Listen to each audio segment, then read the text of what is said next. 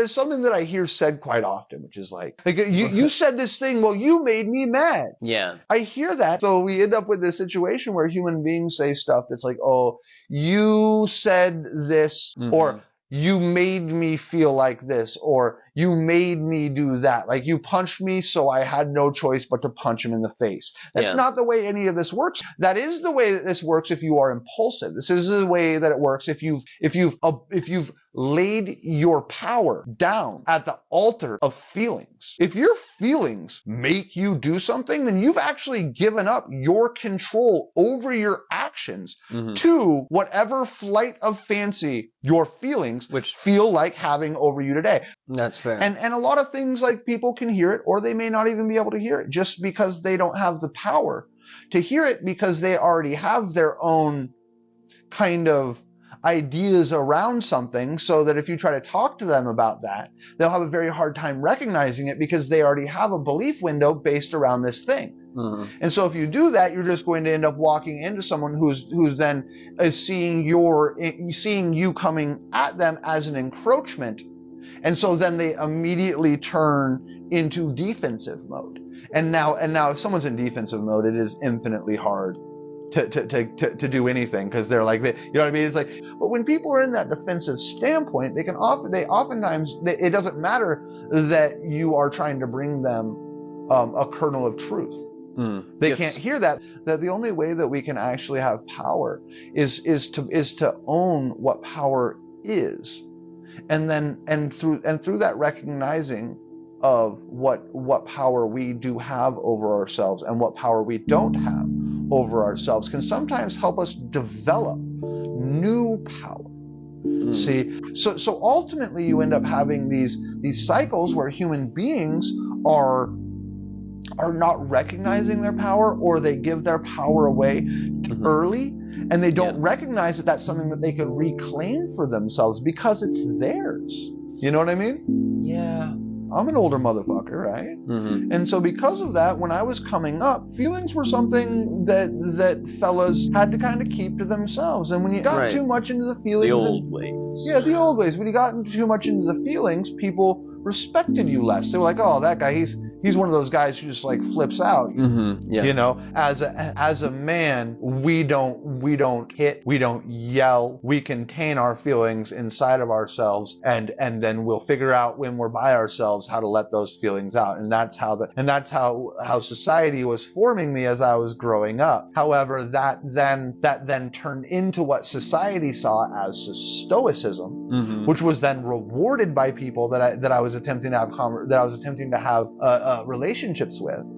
But then inversely, that then had a detrimental effect, because that stoicism was actually preventing me from having more deep connections with people, because I had a very hard time expressing myself in an emotional way. So I really had to just practice kind of blort my feelings out for a while, and then be like, no, I meant more like blort. And then I was like, no, more like this. And then I'd be like, oh, that. And they're like, oh, okay, well, thank you. And then pretty soon I learned that, people actually were more forgiving with mistakes on an emotional level if you could own them and step up and be like, hey, look, man, like 2 minutes ago I messed up and this thing, it happened, but like, hey, check it, dude, my bad. And I'm totally trying to step up. And they're like, oh man, I've been there. Or like, so some people who aren't on that stage of like self-evolution will be like, oh no, what you did is forever, and now we can never be friends. And you're like, oh, womp womps, that's unfortunate. Now we moves on to next ones, because that's life. See, you win some and you lose some. You know what I mean?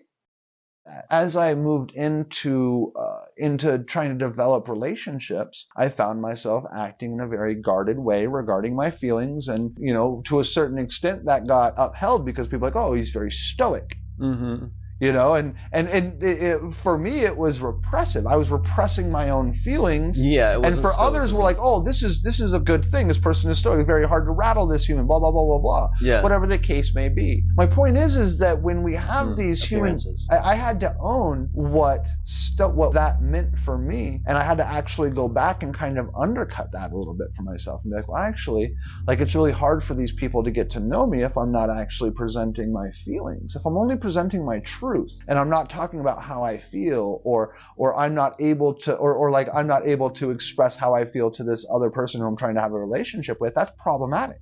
Yeah, for sure. For everybody involved. Undoubtedly. So I had to learn how to pull some of that power back and not feel as though like, hey man, I can author my feelings in a way, whereas they're not flying off the handle. They're not. Just because I'm having a feeling, just because I'm expressing a feeling, doesn't mean that feeling it breaks away any of my stoic qualities. What it actually does is enunciates them, because it says, hey, look, I am deeply feeling, where one thing used to be problematic, but now I've taken that the parts that were problematic for me and strengthened them. Using my own ability and understanding and practice, and then executing slowly but surely over time these core fundamental ideas. You know what I mean? Yeah. And so it's not up to us to have everyone like us. It's not up to, but it's also up to us to make sure that like we do have likable and admirable traits. There are traits that make us better. There are traits that make us more. Yeah. When we start to recognize these power flows within us, we're able to be more open with ourselves because of our understanding of power dynamics and how they work.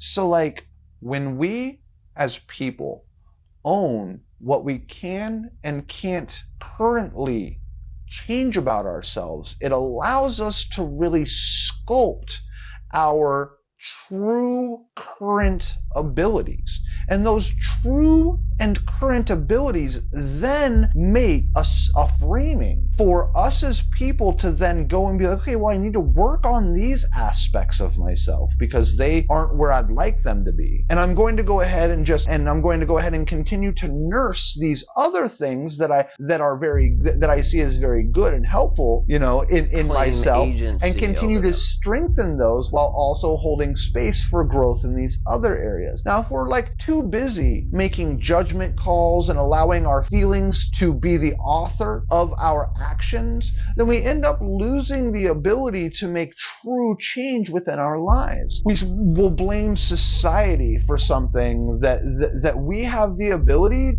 to change within ourselves that we may not be able to change in society as a whole. So it's a big fat grayscale. It's not as analog as a lot of us want to believe. We have this situation where we have humans that say really weird things, and the weird things hit home for us, and then there's so many different meanings. It's like the grass is always green, for instance, we have this colloquialism that is then like linked, and it's like to a surface observer, you know what I mean? That means literally like you have a fence. And when you look over the fence, you notice that no matter how much you water your lawn, that guy down the block, his grass is always greener. And it has to do with like envy. It has to do with like, that's why the grass is greener works so well, is because it's about envy, and envy is green. So it works really well to our subconscious, but it's much deeper than that. You know what I mean? When you start looking at it, you start understanding how it can apply. You have this depth of lesson that's like very, very deep. But if you never look at that statement again, the grass is always greener, you hear it, that's a colloquialism, now you're like, I'm over it, I get it, you move on. You may never actually understand how deep of a comment that actually is until you are green with envy and something's really going wrong in your life because of it. And now you've really learned a lesson, and you're like, oh, dang, the grass really is greener. Dang. And you're like, and it dawns on you.